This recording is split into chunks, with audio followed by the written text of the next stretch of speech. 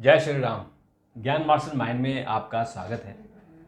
मित्रों, हम आजकल भारत के जितने भी रहस्यमयी मंदिर हैं उन मंदिरों के बारे में आपसे चर्चा कर रहे हैं और आज हम उसी श्रृंखला को आगे बढ़ा रहे हैं और चमत्कारी शिव मंदिर के बारे में बात कर रहे हैं जिनका नाम है बिजली वाले महादेव। ये कौन है, इसके बारे में हमारे विशेषज्ञ डॉक्टर प्रदीप मिश्र जी बताएंगे। लेकिन मित्रों, चैनल को सब्सक्राइब अगर आपने अभी तक नहीं किया तो सब्सक्राइब कीजिए और अपने बच्चों को और अपने परिवार को, अपने मित्रजनों को ज़रूर भेजें ताकि हमारा चैनल आगे बढ़े और हम आपके लिए रोज़ नई नई जानकारी लाते रहें। तो डॉक्टर साहब, आपका बहुत बहुत स्वागत है। अभी तक आपने जिन मंदिरों के बारे में बताया उनकी लोगों ने बहुत ही सराहना की है। आज आप बिजली वाले महादेव जी के बारे में बता रहे हैं। ये मंदिर कौन है, कहाँ है और इसका क्या रहस्य है? देखिए, भारत के अंदर शिव मंदिर जो है ज़्यादातर किसी न किसी रहस्य से भरे हुए हैं और बड़े चमत्कारिक हैं। ऐसे ही मंदिर के बारे में हम आज चर्चा करेंगे। और ये मंदिर जो है हिमाचल में है और हिमाचल के कुल्लू ज़िले में ये मंदिर है। बड़ा रहस्यमयी मंदिर है और रहस्यमयी इसलिए है क्योंकि ये प्राकृतिक घटनाओं से जुड़ा हुआ है। विज्ञान भी उस रहस्य की, उस पहेली को सुलझाने में, उस गुत्थी को सुलझाने में लगा हुआ है। उसके अपने तर्क हैं, लेकिन अपने आस्था और श्रद्धा के अलग अलग तर्क हैं। विज्ञान अपनी वैज्ञानिक थ्योरी देता है, लेकिन आस्था जो है वो विज्ञान पर भारी है। यहाँ भी देखा जाए तो ये दोनों का, आस्था और विज्ञान का एक ब्रिज है। ये मंदिर है महादेव का, और महादेव का वो मंदिर है जिसमें कि एक अद्भुत अजीबोगरीब घटना घटती है कि हर 12 साल में इस मंदिर के शिवलिंग पर आकाशीय बिजली गिरती है। और उससे भी बड़ा चमत्कार और उससे बड़ा जो रहस्य है वो ये है कि जब ये आकाशीय बिजली गिरती है उस शिवलिंग पर, तो वो शिवलिंग कई खंडों में बंट जाता है। लेकिन वहाँ का पुजारी सत्तू और मक्खन का पेस्ट बनाकर उस शिवलिंग को जोड़ देता है और कुछ समय बाद वो शिवलिंग अपने मूल रूप में वापस आ जाता है। ये विज्ञान के लिए बड़ी चुनौती है और हमारे लिए ये एक आस्था है। सही बात। भगवान की, महादेव की दैवीय कृपा है कि जो शिवलिंग टुकड़ों में बट जाता है वो शिवलिंग जो है जुड़ के पुराने रूप में कैसे आ जाता है। मान्यता ये है, और मान्यता नहीं, ये सच्चाई भी है कि हर 12 साल में इस मंदिर पर बिजली गिरती है। वैज्ञानिक दृष्टिकोण से माने तो उसके पीछे वहाँ की जियोग्राफिकल जो संरचना है वो उसे बताते हैं। लेकिन सवाल ये उठता है कि अगर ऐसी कोई वहाँ प्राकृतिक चीज़ है विज्ञान के हिसाब से कि जो बिजली को आकर्षित करती है, तो फिर ये बिजली उस शिवलिंग पर बार बार क्यों नहीं गिरती, 12 साल बाद ही क्यों गिरती है? हाँ। तो ये ऐसे रहस्य हैं कि जिन रहस्यों को अभी तक विज्ञान सुलझा नहीं पाया है। एक और रहस्य इस मंदिर से जुड़ा हुआ है, और वो रहस्य ये है कि इस मंदिर के पास जब भारी बारिश हो रही होती है या ओले पड़ रहे होते हैं या बर्फ़ पड़ रही होती है, तो ऐसी मान्यता है कि वहाँ पर जो श्रद्धालु होते हैं, भक्त जो होते हैं, जब वो इस मंदिर के पास होते हैं या कोई तूफान चल रहा है तो उनके ऊपर इन सब चीज़ों का कोई प्रभाव नहीं पड़ता और उनके ऊपर बारिश का प्रभाव ही नहीं पड़ता, मतलब वो भीगते नहीं। अब ये किसी चमत्कार से कम नहीं है तो क्या है? इसे अगर महादेव की कृपा आप नहीं मानेंगे तो क्या मानेंगे?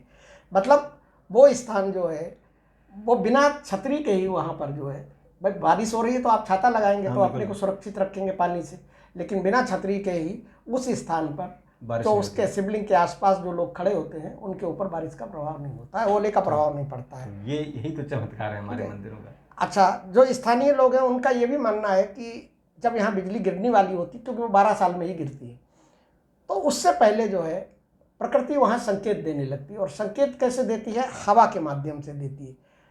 तो जो स्थानीय लोग वहाँ के, जो पुराने लोग हैं, वो इस चीज़ को समझ जाते हैं कि अब बिजली गिरने वाली है इस शिवलिंग पर। क्योंकि उस ऊर्जा, उस हवा में एक अलग तरीके की अलौकिक ऊर्जा नज़र आती है। इसके अलावा क्या है कि जब बिजली गिरनी होती है तो उस मंदिर के आसपास एक रहस्यमयी रोशनी भी नज़र आती है। तो वो जो स्थानीय लोग हैं वो इस चीज़ को समझ जाते हैं कि अब महादेव के शिवलिंग पर बिजली गिरेगी। और इस मंदिर का एक बड़ा रहस्य है कि इसकी जो घंटी है उसकी आवाज़ बड़ी दिव्य है। सामान्य तौर पर मंदिर के घंटे, घड़ियाल, इनकी आवाज़ जो है वो मस्तिष्क की तरंगों को प्रभावित करती है और एक ऊर्जा का संचार करती है भक्तों में। लेकिन इस मंदिर की जो घंटी है, इसके बारे में कहा जाता है कि एक तो इसकी ध्वनि जो है कई किलोमीटर दूर तक गूंजती है, और दूसरे ये माना जाता है कि जैसे ही मंदिर की घंटी बजाते हैं तो लोगों को बड़ा आत्मिक संतोष की प्राप्ति होती है। तो वो स्थानीय लोग जो है या जो श्रद्धालु वहाँ जाते हैं वो इसको महादेव के चमत्कार से जोड़कर देखते हैं। मंदिर में श्रद्धालुओं स्थिति है कि पूरे साल भर वहाँ जो है भीड़ लगी रहती है, और मान्यता ऐसी है कि जो भी श्रद्धालु यहाँ सच्चे मन से महादेव की पूजा अर्चना करता है उसकी सारी मनोकामनाएं भी पूरी होती हैं और तमाम चमत्कारिक घटनाएं लोगों के साथ होती हैं। जो वहाँ के लोग रहने वाले हैं उनका ये मानना है कि ये जो मंदिर हमारा है, ये मंदिर प्राकृतिक जो आपदाएं हैं उससे कुल्लू घाटी की रक्षा करता है। अच्छा, ये बात सही है, क्योंकि आपने देखा होगा, आप गए भी होंगे वहाँ, तो कुल्लू घाटी की कुछ ऐसी संरचना है कि वहाँ पर आए दिन जो है बिजली गिरती है, आए दिन जो है वहाँ पानी बरसता है और तूफान आते हैं, ओले आते हैं, लेकिन बर्फ पड़ती है। हाँ, बर्फ पड़ती है, लेकिन कुल्लू सालों से जो है वो अपना वैसे ही है, तो बहुत बड़ा नुकसान नहीं होता है। मतलब प्राकृतिक आपदा में कुल्लू में कभी आपको इस तरीके की कोई खबर नहीं आपको मिली होगी कि सब बहुत बड़ी कोई वहाँ प्राकृतिक आपदा आई और कोई इस तरीके से नुकसान हो गया। कुल्लू घाटी का दशहरा तो पूरे देश भर के अंदर मशहूर है। अच्छा, अब जैसे जैसे वो वैसी वैसी बातें, बहुत से लोगों का वहाँ कहना ये भी है कि रात के समय जो मंदिर के आसपास का जो पहाड़ी एरिया है उन पहाड़ों से लोगों को घंटी की आवाज़ सुनाई देती है। तो उनका मानना ये है कि महादेव अदृश्य रूप में इस स्थान पर विराजमान रहते हैं। अब देखिए, ये बिजली वाले महादेव के मंदिर से जुड़ी हुई कुछ पौराणिक कथाएं हैं, कुछ पौराणिक मान्यताएं हैं कि ये स्थान महादेव का क्यों बना, क्यों यहाँ बिजली गिरती है, तो उसके पीछे कुछ पौराणिक मान्यताएं हैं। अब उन पौराणिक मान्यताओं में जो सबसे ज़्यादा मान्यता मानी जाती है वो ये मानी जाती है कि यहाँ पर एक राक्षस रहा करता था कुलांत नाम का। वो कुलांत नाम का राक्षस बड़ा ही बलशाली था और उसने पूरे क्षेत्र में आतंक मचा रखा था। एक बार उसने क्या किया कि वहाँ कुल्लू से निकलने वाली नदी को जो उसने है उसका पानी उसने रोक दिया, और उस स्थान पर लोग जो है जो वहाँ के रहने वाले लोग थे वो डूबने लगे, जीव जंतु डूबने लगे, सारी खेती बाड़ी सब जो है डूबने लगी। वहाँ के लोग जो है भगवान शिव के बड़े भक्त हुआ करते थे उस समय भी, तो उन्होंने भगवान शिव का आवाहन किया कि ये कुलांत राक्षस ने जो है इस तरीके से ये अत्याचार फैला रखा है और ये विनाश कर रहा है इस क्षेत्र का। तो भगवान महादेव वहाँ प्रकट हुए, और प्रकट होने के बाद उन्होंने क्या किया कि अपने त्रिशूल से उसका वध कर दिया। राक्षस इतना बलशाली था, इतना भीमकाय था कि उसके गिरने से, उसके मरने से जो टुकड़े हुए उसके शरीर के त्रिशूल से, उससे उस क्षेत्र के सारे जो पर्वत है, माना जाता है कि ये पर्वत उसके शरीर के ही टुकड़े हैं। अच्छा, इतना विशाल था। हाँ, इतना विशाल था। मतलब ये कहा जाता है कि उसकी देह जो थी, उसका शरीर जो था विशाल पहाड़ों में परिवर्तित हो गया। उसके बाद महादेव इतना नाराज थे कि उन्होंने इंद्र को वहीं से आदेश दिया कि हर 12 साल बाद जो है तुम यहाँ इसके ऊपर बिजली का प्रहार करो, आकाशीय बिजली गिराओ। अच्छा। तो एक मान्यता तो ये भी, हाँ, ये भी एक जो है जो हमारी किंवदंतियाँ होती हैं, हमारी हाँ, कहानियाँ, किंवदंतियाँ एक मान्यता है, पौराणिक कथा है। दूसरी कथा भी भगवान महादेव से जुड़ी हुई है। उसमें यह कि जलंधर नाम का एक बहुत बड़ा राक्षस हुआ, और जलंधर की पत्नी जो थी वृंदा, वो बड़ी पतिव्रता थी, और जलंधर को ये वरदान प्राप्त था कि जब तक उसकी पत्नी जो है पतिव्रता बनी रहेगी तब तक जलंधर को कोई मार नहीं सकता था। उसने देवताओं को पराजित करके स्वर्ग पर कब्जा कर लिया, स्वयं को अजेय समझने लगा, उसके बाद क्या हुआ कि देवता सारे गए महादेव के पास और उन्होंने कहा कि ये जालंधर ने तो जो है सत्यानाश कर रखा है, इसका कैसे किया जाए। तो महादेव ने कहा कि मैं उसका वध करूँगा। अब समस्या ये थी कि उसकी पत्नी जो है वृंदा वो पूजा में लीन थी, पतिव्रता थी। हाँ, क्योंकि उससे जब पता चला कि हमारे पति के साथ महादेव युद्ध करने आए हैं तो वो पूजा करने बैठ गई और वो भगवान विष्णु की बहुत बड़ी भक्त थी, भगवान विष्णु की पूजा करने लगी। अब ऐसे में क्या हुआ कि महादेव और उसका काफ़ी दिनों तक युद्ध चलता रहा तो महादेव से वो परास्त नहीं हो पा रहा था। भगवान विष्णु ने एक माया रची और माया रचने के बाद उन्होंने क्या किया कि वो जालंधर का रूप बनाकर वृंदा के पास पहुंच गया जहाँ वो पूजा कक्ष में थी। तो उसको वृंदा को ये लगा कि ये जो है हमारे पति विजय श्री प्राप्त करके लौट आए हैं, तो उसने जो है उन्हें पति समझ के उनका स्वागत सत्कार किया। और विष्णु भगवान का ये छल जो था, जैसे ही उसका पतिव्रता व्रत जो है भंग हुआ, महादेव ने उसका जो है वध कर दिया। वध किया तो महादेव ने जिस तरीके से त्रिशूल से उसका वध किया तो उसका सिर जो है आकाश में बहुत ऊंचाई तक गया, मतलब उछाल दिया। और माना जाता है कि जहाँ पर ये शिवलिंग है वहाँ पर ही जालंधर का सिर आके गिरा था। और फिर उसके बाद भगवान शिव ने जो है यहाँ पे रुद्र रूप में तांडव किया। तो भगवान जब तांडव करते हैं तो प्रलय की निशानी होती है महादेव के तांडव के साथ, क्योंकि वो उसके अंदर उस समय जो वातावरण की, जो ब्रह्मांड की असीम ऊर्जा होती है, तो उस समय जब वो तांडव कर रहे थे, मतलब अपनी जीत में वो होके और उसके जालंधर को मार के, तो उस तांडव में जो ऊर्जा निकली तो एक जबरदस्त ऊर्जा जो बिजली के रूप में निकली। तो ये माना जाता है कि वो बिजली उसी तरीके की है। अब एक और मान्यता है, क्योंकि हमारे धर्म स्थलों में क्या है कि मान्यताओं पे मान्यताएं हैं, हर हिसाब से लोग अपने अपने हिसाब से उनको उससे जोड़ देते हैं। और चूंकि ये आस्था का विषय है, लेकिन सब जाके वहीं पे पहुंचती हैं कि ये बिजली यहाँ पर गिरती है। आती सारी चीजें सब वही है कि उन्होंने कहानियां अलग अलग हैं, लेकिन सबका लबोलबाब यही है कि वहाँ बिजली क्यों गिरती है। अब देखिए, महाभारत काल में भी पांडव जब अज्ञातवास में थे तो वो इस स्थान पे आए थे, उन्होंने महादेव की पूजा की थी। अब इस बिजली गिरने का भीम से भी संबंध है।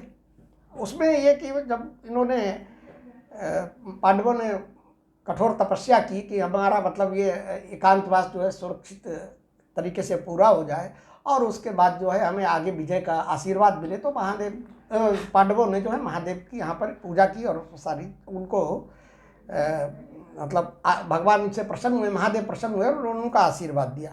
अब उसी में एक मान्यता ये जोड़ दी गई कि महादेव ने भगवान के शिवलिंग को स्थापित करने के लिए अपनी गदा से पृथ्वी पर जोरदार प्रहार किया, और जब जोरदार प्रहार किया तो वो मतलब उस स्थान से शिवलिंग का उद्भव हुआ और एक ऊर्जा के साथ हुआ, चिंगारी निकली। तो उसको भी उससे जोड़ दिया जाता है कि इस तरीके से ये जो है। और डॉक्टर साहब इसमें थोड़ा सा मैं एक और जानकारी दे दें कि अभी जो आपने महाभारत की बात की और पांडवों का जो अज्ञातवास था, तो इसी एरिया में भीमसेन थे और भीम ने जो हिडम्बा हैं उनसे शादी की थी।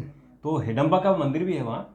और जो कल आपने एक बहुत अच्छी जानकारी, हिडम्बा का मंदिर जो है वो मनाली में है। हाँ, पर वो एरिया वो ऐसा माना जाता है। हाँ, तो कि ऐसा वो हिमाचल का ही एरिया है। हाँ, क्योंकि ये एकांतवास में उस स्थान से वहाँ से गुजरे थे। हाँ। और गुजरने के बाद जो है इन्होंने वहाँ पर हिडम्बा के साथ जो थी वो राक्षसी थी और उन्हीं के पुत्र थे घटोत्कच, और घटोत्कच के पुत्र थे बर्बरीक। हाँ। और बर्बरीक पर कल हमने एक वीडियो बनाया जो हमारे खाटू श्याम जी हैं कि हारे का सहारा खाटू श्याम हमारा।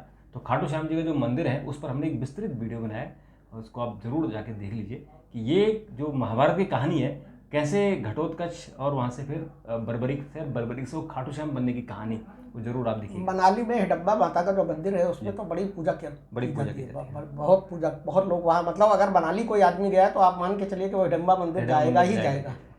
और वहाँ पे सारी यही कथा है कि अज्ञातवास के दौरान जो है उन्होंने वहाँ पर शादी की थी और कुछ दिन तक रहे थे, उसके बाद फिर वो जो है आगे बढ़ गए।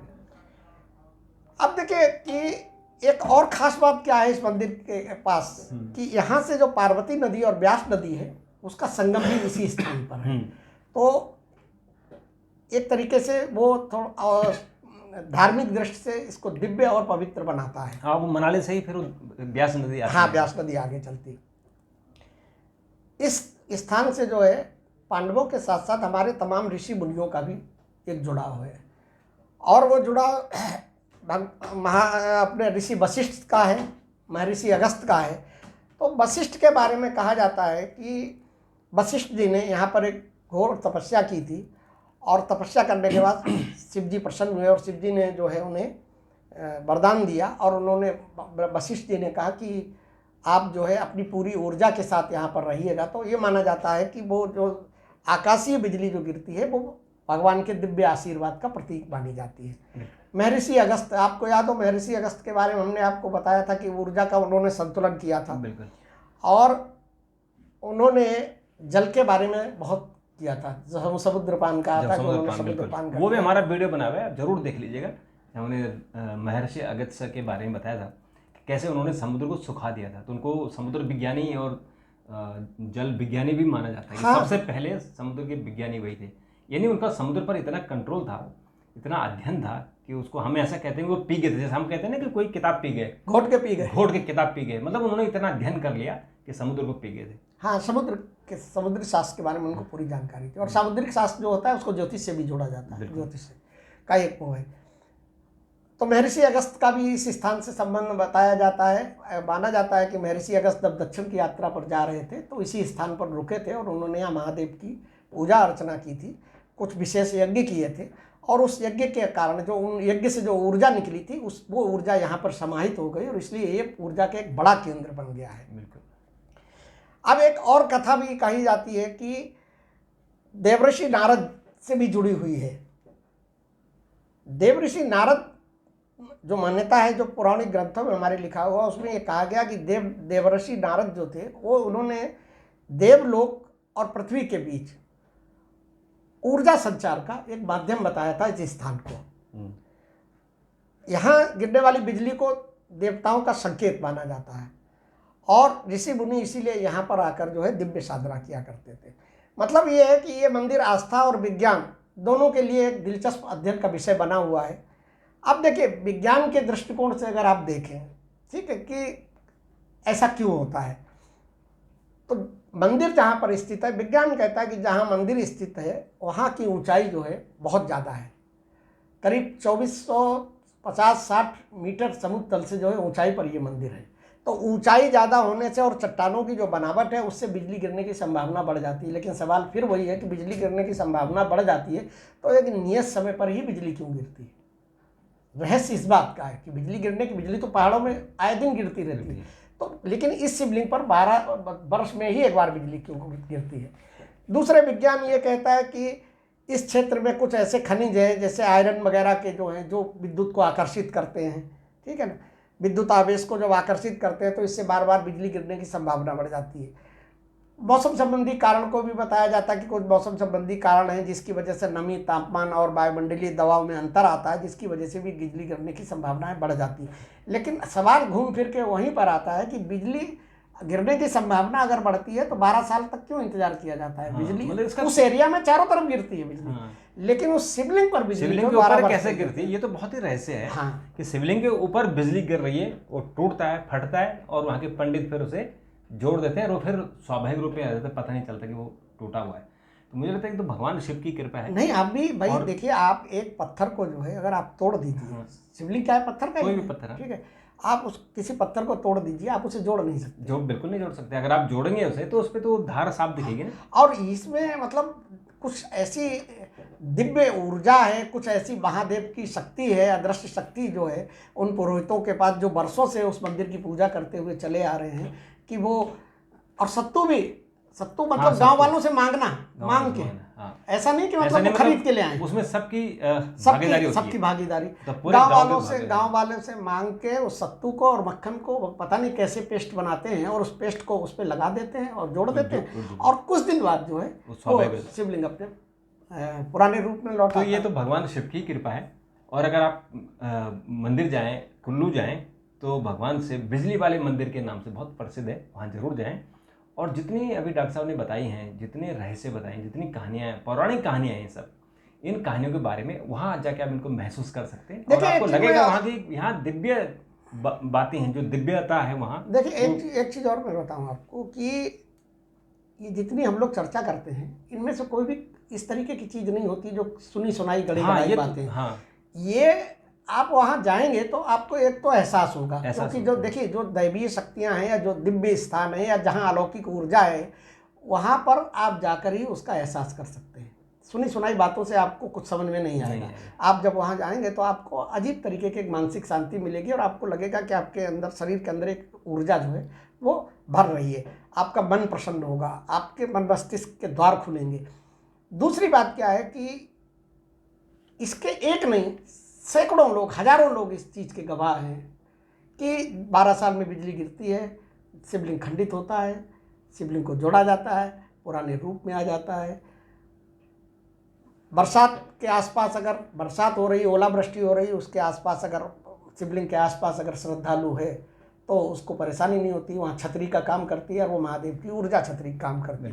तो आप अगर देखें तो वैज्ञानिक तथ्य और धार्मिक आस्था दोनों के हिसाब से ये स्थान जो है दिव्य भी है, रहस्यमयी भी है। तो ज़रूर जाके देखिए। और डॉक्टर साहब ने बहुत मेहनत की है, बहुत शोध किया इसमें, तब जाके इतनी सारी कहानियाँ आपके लिए लेके आए। चैनल को सब्सक्राइब जरूर कीजिएगा और आगे भी जरूर भेजिएगा। इस तरह की जानकारी हम आपको देते रहते हैं। डॉक्टर साहब आपने बात की, आपका बहुत बहुत धन्यवाद। मित्रों आपका भी धन्यवाद, और हम बहुत इंतज़ार कर रहे हैं आपका, और आपके सहयोग का इंतज़ार कर रहे हैं। चैनल को बढ़ाइए, सब्सक्राइब कीजिए। कल एक वीडियो के साथ फिर आपके साथ मुलाकात होगी। तब तक के लिए नमस्कार।